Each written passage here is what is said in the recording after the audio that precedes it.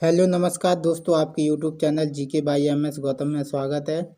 आज हम अपने इतिहास में मध्यकालीन भारत की जो क्लास स्टार्ट करेंगे, जो आपके लिए बहुत ज़्यादा फायदेमंद होगी, जो सभी एग्जामों में आपके लिए बेहतरीन होगी, क्योंकि मध्यकालीन भारत से क्वेश्चन आपके पूछे जाते हैं। आपके बड़े से बड़े एग्जाम में भी क्वेश्चन आए हैं। तो भारत पर सबसे पहले हम मुस्लिम आक्रमण की बात करेंगे, और मुस्लिम आक्रमण में देखो कौन कौन से मुस्लिम आक्रमण हुए, उनके बारे में हम बात करेंगे। ठीक है, तो सबसे पहले देखते हैं, बात करते हैं पहले सबसे पहले अरब और महमूद गजनवी के बारे में जानेंगे। तो सबसे पहले कुछ पॉइंट पैगंबर साहब के बारे में भी हैं, तो देख लेते हैं उनको।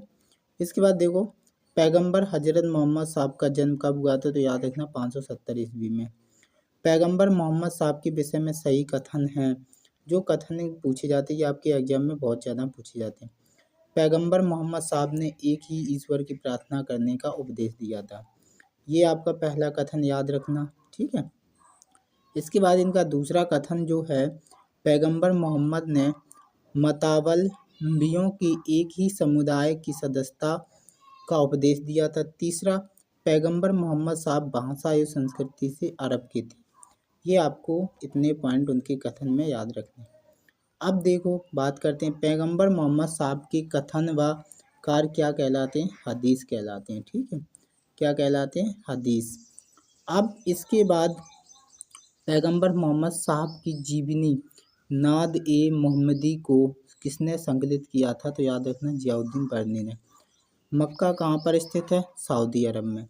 अब बात करते हैं हम अरबों के बारे में। जो सबसे पहले आपको पता होगा, भारत पर आक्रमण करने वाला प्रथम अरबी मुस्लिम आक्रमणकारी मोहम्मद बिन कासिम था, जिसने 712 ईस्वी में आक्रमण किया था।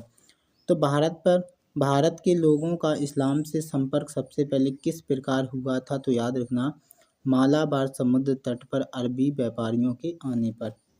भारत पर सर्वप्रथम मुस्लिम आक्रमण किसके द्वारा किया गया था, तो अरबों के द्वारा। ठीक है, इसके बाद भारत पर पहला मुस्लिम आक्रमण किस वर्ष हुआ था, 712 ईस्वी में। भारत में प्रथम मुस्लिम आक्रमणकारी कौन था, मोहम्मद बिन कासिम। मोहम्मद बिन कासिम द्वारा सिंध की विजय कब की गई थी, 712 ईस्वी में। ठीक है, इसके बाद अब यहाँ क्वेश्चन पूछेगा, मोहम्मद बिन कासिम के प्रमुख अभियान कौन थे, तो देवल, नेरून, सहवान, दाहिर, ब्राह्मणाबाद, आरूर और मुल्तान। 712 ईस्वी में जब अरबों ने सिंध पर आक्रमण किया, तो वे अपने साथ कौन से खतरनाक हथियार लेकर आए थे, तो नापता और मजनीक। ठीक है, ये आपको याद रखने। अब हम बात करते हैं कुछ आगे पॉइंट भी यहाँ से जो क्वेश्चन बने हैं और आए हैं। अरबों की सिंध विजय का उल्लेख किस ग्रंथ में मिलता है, तो चचनामा में। ये बहुत बार पूछा गया। चचनामा सिंध का इतिहास और मूल रूप से किस भाषा में लिखा गया, तो याद रखना अरबी भाषा में। चचनामा पूर्व मध्यकालीन भारत के किस प्रदेश के इतिहास का वर्णन करता है, तो याद रखना सिंध का। आगे देखते हैं, ये सिंध के बारे में और भी पॉइंट हैं। अरबों के आक्रमण के समय सिंध पर किसका शासन था, तो राजा दाहिर का। सिंध के राजा दाहिर की मृत्यु के बाद उसकी विधवा पत्नी रानी बाई ने वीरतापूर्वक किस दुर्ग की रक्षा की थी, तो राबर के दुर्ग की। ठीक है, याद रखना। इसके बाद एक घटना एक परिणाम रहित विजय कथन किस आधुनिक इतिहास का अरबों द्वारा सिंध विजय के संदर्भ में है, तो याद रखना लैन पूल का। 731 ईस्वी में अरबों ने सिंध नदी के तट पर किस नाम से एक नगर स्थापित किया था, तो महफूजा। किस एक स्थान को अरब यात्रियों ने स्वर्ग गृह कहा था, तो मुल्तान को, या सोने की नगरी कहा था, तो याद रखना मुल्तान को। ठीक है, अब हम बात करते हैं महमूद गजनवी के बारे में। इसके बारे में भी क्वेश्चन पूछ लेते हैं कभी कभी एग्जाम में। महमूद जो गजनवी राजवंश का संस्थापक कौन था, अल्पतगीन। अल्पतगीन का एक दास दामाद हुआ करता था, सुबुक्तगीन। ठीक है, याद रखना। महमूद गजनी राज्य आधुनिक समय में कहाँ पर स्थित था, तो अफगानिस्तान में।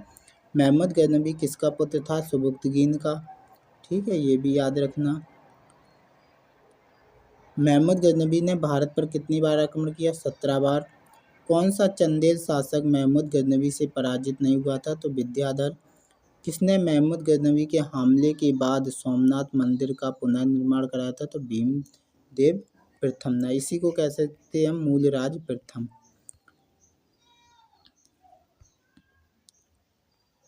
अब देखो, सोमनाथ पर महमूद गजनवी के आक्रमण के समय चालुक्य बोल सकते हैं या सोलंकी वंश का गुजरात में शासक कौन था? तो याद रखना भीम प्रथम। महमूद गजनवी ने सबसे पहले किसे हराया था? तो राजा जयपाल को। ठीक है।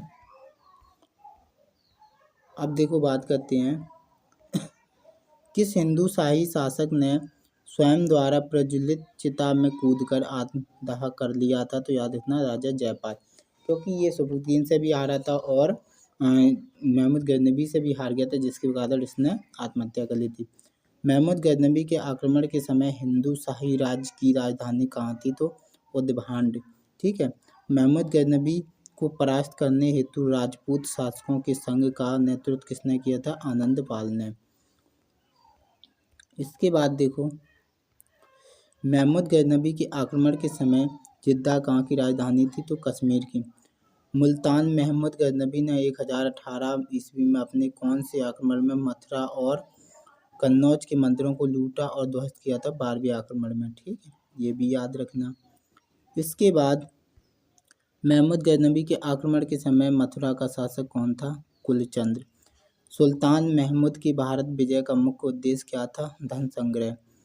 भारत पर महमूद गजनवी के आक्रमण के समय कौन सा समुदाय भारत के तत्कालीन राज्यों के शासकों को सूचित करता? तो जयपाल, फतेह, दाऊद और महिपाल। ठीक है, महिपाल। इसके बाद अब हम बात करते हैं महमूद गजनवी के दरबारी विद्वान कौन थे? तो अलबरूनी भी था, उतबी था, फराबी था, उजरी था, तुसी था, बैकाकी था, उनसूरी था, फिरदौसी था। ठीक है। महमूद गजनवी के दरबारी इतिहासकार कौन था? उतबी। उतबी ने सबुद्दीन के बारे में एक बुक भी लिखी थी, तारीख सबुद्दीन। तारीख यामनी का लेखक भी कौन था? उतबी। ठीक है, ये भी आपको याद रखना। अगर पूछे शाहनामा का लेखक कौन है? फिरदौसी किसके दरबार में संबंधित था? तो याद रखना महमूद गजनवी के। किसे फारसी का होमर कहा जाता है? तो फिरदौसी को। महमूद गजनवी के साथ भारत आने वाला प्रथम इतिहासकार कौन था? अलबरूनी। अलबरूनी भारत कब आया था? तो 11वीं शताब्दी में। ठीक है, ये भी आपको याद रखना है। अलबरूनी के संबंध में सत्य कथन क्या? उसका ग्रंथ उस समय के जीवांत भारत से प्रभावित था। दूसरा, वह संस्कृत का विद्वान था। तीसरा, वह त्रिकोणमिति का विशेषज्ञ था। अलबरूनी कहाँ का रहने वाला था? तो खीवा का, प्राचीन ख्वारिज्म का। ठीक है, ये भी आपको याद रखना है। इसके बाद किताब उल हिंद, एक किताब जो भारत के इतिहास का उल्लेख करती है, इसके लेखक या किसके द्वारा लिखी गई? तो अलबरूनी के द्वारा। अलबरूनी की रचना किताब उल हिंद के विषय में सही कथन है। भारत की सभ्यता का संवेदनशील अध्ययन है। मुख्यतः भारत के सांस्कृतिक, सामाजिक और बौद्धिक इतिहास का अध्ययन है। ठीक है, ये भी आपको पॉइंट कथन याद रखने। इसके बाद अगर हम बात करें, अब हम बात करते हैं पुराणों का अध्ययन करने वाला प्रथम मुसलमान कौन था? तो अलबरूनी था। हिंदुओं का यह विश्वास है कि उनके देश जैसा कोई देश नहीं है, उनके राष्ट्र जैसा कोई राष्ट्र नहीं है, उनके राजाओं के समान कोई राजा नहीं है, उनके विज्ञान के समान कोई विज्ञान नहीं है। यह कथन किसका था? तो अलबरूनी का। ये भी आपको याद रखना। ठीक है। अब देखो, बात करते हैं अलबरूनी के अनुसार अत्यज कौन थे? तो शूद्रों से भी निम्न लोगों के 8 शिल्पी संघ थे। अब देखते हैं तहकीक ए हिंद किसकी रचना है? अलबरूनी की। अलबरूनी के अनुसार कुषाणों के उत्तराधिकारी कौन थे जिन्होंने 10वीं-11वीं सदी में उत्तर भारत पर शासन किया? तो ये हिंदू थे। ठीक है। इसके बाद अगर हम बात करें महमूद गजनवी ने किसे भारतीय उपमहाद्वीप के विषय में लिखने की जिम्मेदारी दी थी? तो अलबरूनी को। फतेहनामा ग्रंथ का संबंध किससे? तो अरबों की सिंध विजय से। गजनबी शासकों के सैन्य संगठन में किस जाति के लोग सम्मिलित नहीं थे? तो ग्रीक जाति के लोग। ठीक है, ये भी आपको याद रखना है। इसके बाद महमूद गजनबी का हिंदू सेनापति कौन था? तो याद रखना तिलक। मुस्लिम विजेताओं में से किसने अपनी बहुजातीय सेना में हिंदुओं को नियुक्त किया था? तो महमूद गजनबी ने। विदेशी आक्रमणकारियों में से किसने सोमनाथ मंदिर की लूट की थी? तो महमूद गजनबी ने। सोमनाथ मंदिर जिसे महमूद गजनबी ने ध्वंस किया था, किस देवता से संबंधित था? तो शिव देवता से थी। ठीक है, ये आपको याद रखना है। इसके बाद लाहौर में गजनी का अंतिम शासक कौन था? खुसरो मलिक। किसने एक तरफ संस्कृत मुद्रा लेख के साथ चांदी के सिक्के निर्गत किए थे? महमूद गजनबी ने। महमूद गजनबी के भारत आक्रमण का सर्वाधिक महत्वपूर्ण प्रभाव क्या था? राजनीतिक और सैनिक दुर्बलता का उजागर होना। ठीक है, ये भी आपको याद रखना है। इसके बाद महमूद गजनबी के आक्रमणों का एकमात्र स्थायी परिणाम क्या हुआ था? पंजाब को उसके शासन में मिलाया जाना। ठीक है, इसके बाद अगर हम बात करें, जो महमूद गजनबी के 17 आक्रमण थे, इनका उल्लेख जो इतिहासकार थे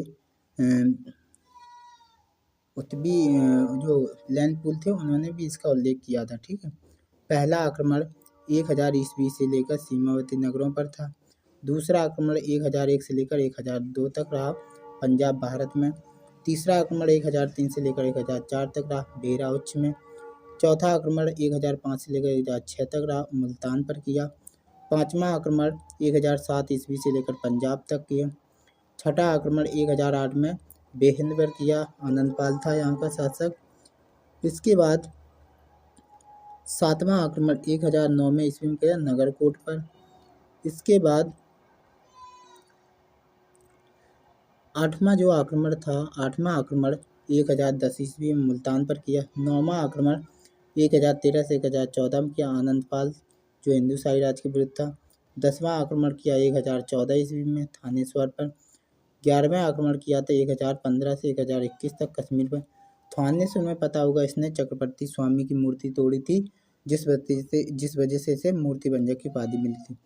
12वां आक्रमण 1018 ईस्वी में किया था कन्नौज, बरन और महाबन पर। ठीक है, इसके बाद 13वां जो आक्रमण था 1018 ईस्वी में मथुरा पर किया था। 14वां जो आक्रमण था 1018-19 में वृंदावन कन्नौज पर किया था। 15वां आक्रमण था 1019 में 20 तक किया था चंदेराज के विरुद्ध। 16वां आक्रमण था 1021 से 1022 तक ग्वालियर कालिंजर। 17वां आक्रमण था इसका 1026 से लेकर 27 तक सोमनाथ पर। ठीक है, ये हमने मोहम्मद गजनबी के बारे में पढ़ लिया। आप बात करते हैं मोहम्मद गौरी के बारे में। मोहम्मद गौरी की बात करें तो इसका प्रथम आक्रमण कहाँ पर किया? तो मुल्तान पर 1175 ईस्वी में। मोहम्मद गौरी को सबसे पहले किसने पराजित किया था? तो याद रखना भीम द्वितीय, मूलराज द्वितीय ने किया था। इसके बाद भीम द्वितीय या मूलराज द्वितीय ने अपनी विधवा माँ नायिका देवी के नेतृत्व में किस स्थान पर मोहम्मद गौरी को हराया था? तो आबू पर्वत। ठीक है, आबू पर्वत पर हराया था इसे। इसके बाद ये इम्पोर्टेंट है, तराइन का प्रथम युद्ध कब हुआ था? तो 1191 ईस्वी में। तराइन का प्रथम युद्ध किसके किसके बीच हुआ था? पृथ्वीराज चौहान और मोहम्मद गौरी के बीच। तराइन का द्वितीय युद्ध कब और किसके बीच हुआ था? 1192 में हुआ था पृथ्वीराज चौहान और मोहम्मद गौरी के बीच।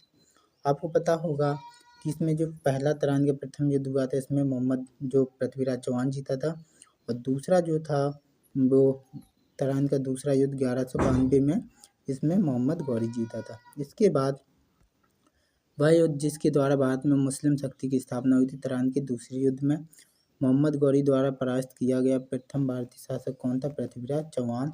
पृथ्वीराज चौहान किस तुर्की आक्रमणकारी से तराइन के द्वितीय युद्ध में हार गया था? मोहम्मद गौरी से। ठीक है, इसके बाद मोहम्मद गौरी की सेना और पृथ्वीराज चौहान के बीच 2 बार युद्ध हुआ। इसकी दूसरी लड़ाई में पृथ्वीराज चौहान हार गए और उनके राज्य पर कब्जा कर लिया तराइन के दूसरे युद्ध में। पृथ्वीराज चौहान को कैद कर अजमेर ले जाया गया, जहां उसने गौरी के अधीनस्थ कुछ वर्षों तक शासन किया। यह कथन किसका है? हसन निजामी का। ठीक है, ये भी आपको याद रखना। इसके बाद मोहम्मद गौरी ने जयचंद को किस युद्ध में पराजित किया? तो चंदावर के युद्ध में 1194 में। चंदावर वर्तमान में कहाँ स्थित है? फिरोजाबाद जिले में, यमुना नदी के तट पर। ठीक है, ये भी याद रखना। मोहम्मद गौरी खुसरो शाह के विरुद्ध किसके साथ मिल गया था? जम्मू के शासक के साथ। अब हम बात करते हैं, और भी इसके बारे में उल्लेख है। सीमांत क्षेत्र के वे उस उग्र निवासी कौन थे जिन्होंने मोहम्मद गजनवी तथा मोहम्मद गौरी दोनों के लिए समस्याएं पैदा की थी? तो खोखर थे। मोहम्मद गौरी की गजनी आते समय किसने हत्या की थी? खोखरों द्वारा। ठीक है, इसके बाद मोहम्मद गौरी को भारत विजय व नव स्थापित तुर्की सल्तनत के इतिहास का प्रत्यक्ष विवरण किस ग्रंथ से मिलता है? तबकात-ए-नासिरी में। तबकात-ए-नासिरी आपको पता होगा मिन्हाज-उस-सिराज के द्वारा लिखा गया है।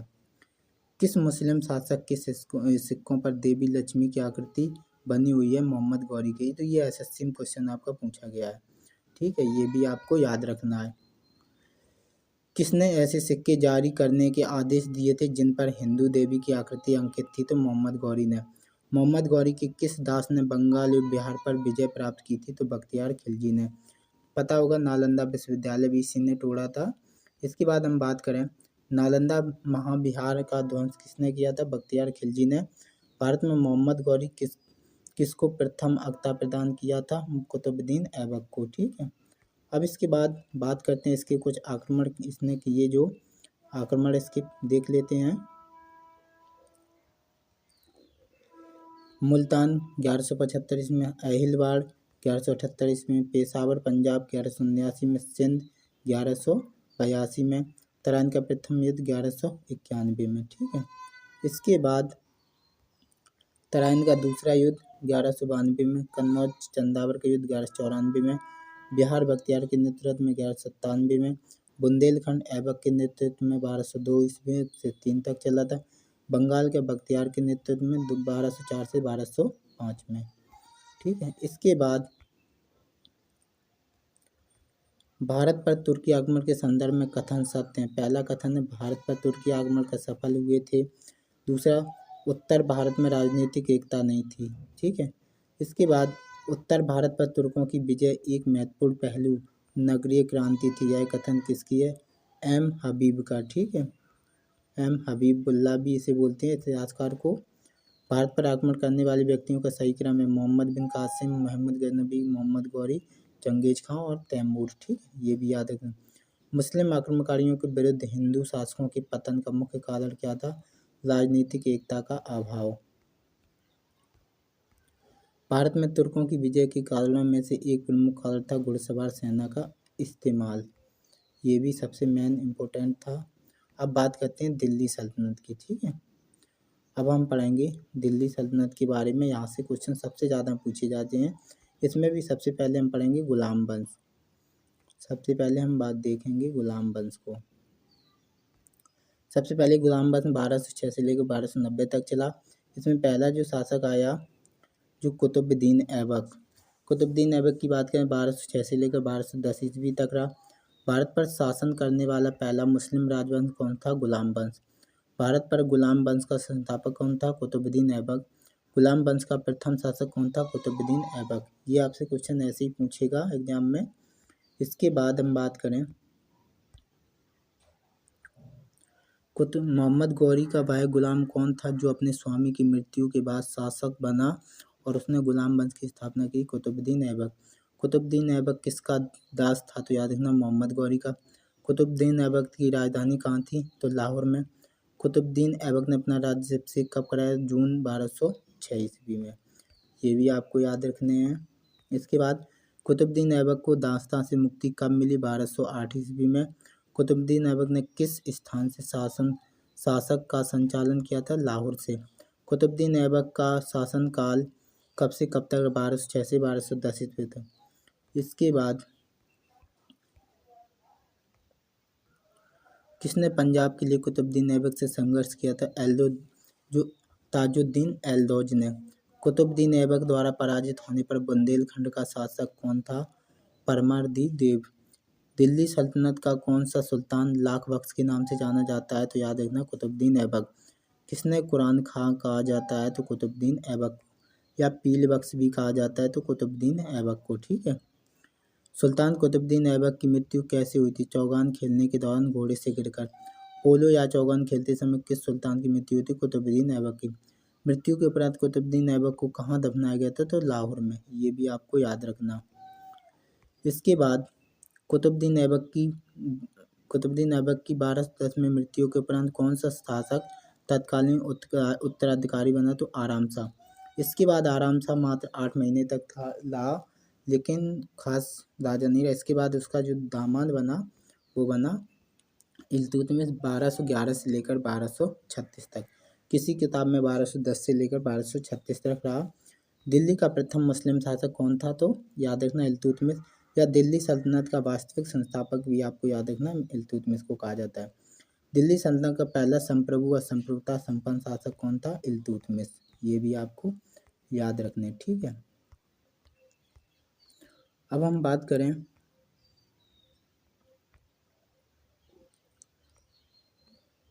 किस इतिहासकार ने इल्तुतमिश को भारत में मुस्लिम राज्य का वास्तविक संस्थापक माना था? तो आर.पी. त्रिपाठी ने। किस सुल्तान को गुलामों का गुलाम कहा जाता है? तो इल्तुतमिश को। इल्तुतमिश किस जनजाति व तुर्क का था? तो याद रखना इलवरी जनजाति का था। सुल्तान बनने से पूर्व इल्तुतमिश कहाँ का सूबेदार था? बदायूं का। तो ये यूपी में पड़ता है बदायूं, ठीक है, याद रखना। इसके बाद अपने राज्यारोपण के ठीक पूर्व मुक्ति के रूप में सुल्तान इल्तुतमिश के पास कौन सा इख्ता था? तो बदायूं का। किसने दिल्ली को सल्तनत की राजधानी के रूप में स्थापित किया था? तो इल्तुतमिश ने। इल्तुतमिश को गौरी ने दास्तां से कब मुक्त किया था? तो 1205-6 तक खोखरों के विरुद्ध समय। इल्तुतमिश द्वारा सत्ता ग्रहण करने का क्या आधार था? तो दिल्ली के तुर्क अमीर व सैन्य अधिकारियों का चयन, याद रखना। इसके बाद कौन सा सुल्तान रात्रि में अपना अधिकांश समय प्रार्थना व चिंतन में व्यतीत करता? तो इल्तुतमिश। निजामुद्दीन जुनैदी किसका वजीर था? तो इल्तुतमिश का। इल्तुतमिश ने बिहार में अपना प्रथम सूबेदार किसे नियुक्त किया था? मलिक जानी को। किस व्यक्ति ने इल्तुतमिश को एक ऐसा संदेश भेजा था जिसमें मंगोलों के खिलाफ गठबंधन की मांग थी? तो जलालुद्दीन मकबरनी, ठीक है, याद रखना, जलालुद्दीन मकबरनी ने। 1221 में जलालुद्दीन मकबरनी भारत की उत्तर पश्चिमी सीमा पर आ धमका और सिंधु नदी तक पहुंच गया। वह कौन था? तो ख्वारिज़्म के शाह का पुत्र। किसका पीछा करते हुए चंगेज खां सिंधु नदी के तट पर पहुंच गया था? तो जलालुद्दीन मकबरनी का, ठीक है, याद रखना। इसके बाद अपने विख्यात नेता चंगेज खां के नेतृत्व में मंगोल प्रथम बार किस वर्ष सिंधु नदी के किनारे संगठित हुए थे? तो 1221 में। मंगोल आक्रमणकारी चंगेज खां भारत की उत्तर पश्चिमी सीमा पर किसके काल में आया था? इल्तुतमिश के। चंगेज खां के अधीन मंगोलों ने किसके समय पर भारत आक्रमण किया था? तो इल्तुतमिश के शासनकाल में। चंगेज खां का मूल नाम क्या था? तैमुचिन। ये याद रखना, तैमुचिन उसका मूल नाम था। ये अपने आप को मतलब ईश्वर का अभिशाप मानता था। किस दिल्ली के सुल्तान के दरबार में चंगेज खां ने अपना राजदूत भेजा था? तो इल्तुतमिश के। खलीफा का मान्यता पत्र प्राप्त करने वाला दिल्ली का प्रथम सुल्तान कौन था? तो इल्तुतमिश, ठीक है, गारंटी पत्र मिला था इससे शासक बनने के बाद। किस वर्ष बगदाद के खलीफा का दूत इल्तुतमिश के पदाभिषेक वाले एक औपचारिक पत्र के साथ दिल्ली पहुंचा था? तो 1229 में। इस्लाम की राजधानी से भेजे गए वस्त्र, आभूषण तथा उपहार को सुल्तान, उसके पुत्र और अमीरों आदि ने ग्रहण किया था। यह कथन किसके लिए है? इल्तुतमिश के लिए, ठीक है। इसके बाद इस्लाम की राजधानी किस स्थल को कहा जाता है? तो बगदाद को। किस सुल्तान ने खलीफा से खिलअत प्राप्त किया था? तो इल्तुतमिश ने। दिल्ली सल्तनत में सर्वप्रथम मंसूर का पद किसको मिला था? इल्तुतमिश को। इसके बाद इल्तुतमिश के विषय में सही कथन। इल्तुतमिश ने अपनी प्रभुता की मान्यता खलीफा द्वारा प्राप्त की थी। इल्तुतमिश ने बंगाल के सुल्तान गयासुद्दीन को हराकर लखनौती पर अधिकार किया था। दिल्ली सल्तनत पर किसने सर्वप्रथम सुल्तान की पदवी धारण की थी? तो इल्तुतमिश ने, ठीक, ये भी आपको याद रखना। अगर हम बात करें दिल्ली सल्तनत का प्रथम वैधानिक सुल्तान कौन था? तो याद रखना इल्तुतमिश। किसने कहा कि भारत में मुस्लिम संप्रभुता का इतिहास वास्तव में इल्तुतमिश के शासनकाल से प्रारंभ हुआ? तो रामप्रसाद त्रिपाठी ने। ये भी आपको याद रखना, ठीक है। यहाँ से क्वेश्चन कथन है, थोड़ा बड़ा है। सुल्तान ने फारसी राजतंत्रीय परंपरा को आत्मसात किया और उन्हें भारतीय परिवेश के अनुसार ढाला। आदाब उस सलातीन और मासिर उस सलातीन जैसी पुस्तकें जिन्हें उसने अपने पुत्रों की शिक्षा के लिए बगदाद से मंगवाई थीं, ईरानी राजतंत्र के सिद्धांतों के संबंध में थीं, जिन्हें वह पूरी तरह से दिल्ली में अनुकरण के लिए ललायत था। यह कथन किस सुल्तान के विषय में? तो इल्तुतमिश के विषय में। ठीक है, ये भी आपको याद रखना। भारत अरब नहीं है, इसे दारुल इस्लाम में परिवर्तित करना व्यावहारिक रूप से संभव नहीं है। यह कथन किसका है? इल्तुतमिश का। ये भी कथन बड़ा है थोड़ा, इसे समझना आप लोग।